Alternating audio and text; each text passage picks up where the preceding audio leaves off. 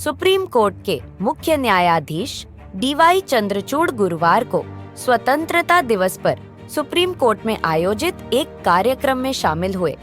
कार्यक्रम के समापन के बाद उन्होंने स्वतंत्रता दिवस को लेकर अपनी बात रखी। न्यूज एजेंसी ANI से बातचीत में उन्होंने कहा, यह वह दिन है जो हमें संविधान के सभी मूल्यों को साकार करने में एक दूसरे और राष्ट्र के प्रति हमारे कर्तव्यों का निर्वहन करने की याद दिलाता है।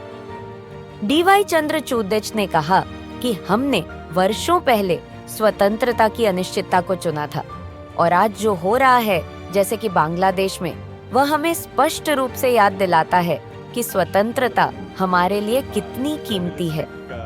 CJI ने कहा कि पिछले 24 वर्षों से एक न्यायाधीश के रूप में मैं अपने दिल पर हाथ रखकर कह सकता हूँ कि अदालतों का काम आम भारतीयों के संघर्षों को दर्शाता है, जो अपने दैनिक जीवन की कठिनाइयों से जूझ रहे हैं।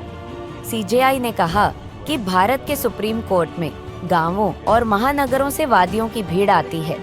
इससे पहले लाल किले पर PM नरेंद्र मोदी ने अपने संबोधन में सेक्युलर सिविल कोर्ट का जिक्र किया था।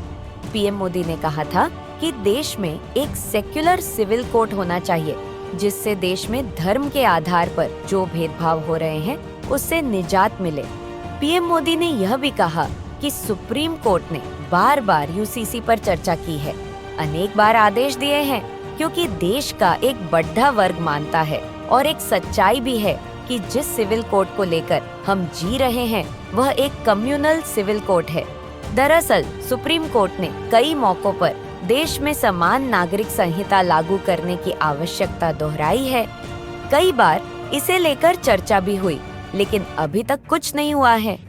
इस दौरान कार्यक्रम में मौजूद CJI D Y Chandrachud PM Modi की बात पर मुस्कुराते नजर आए।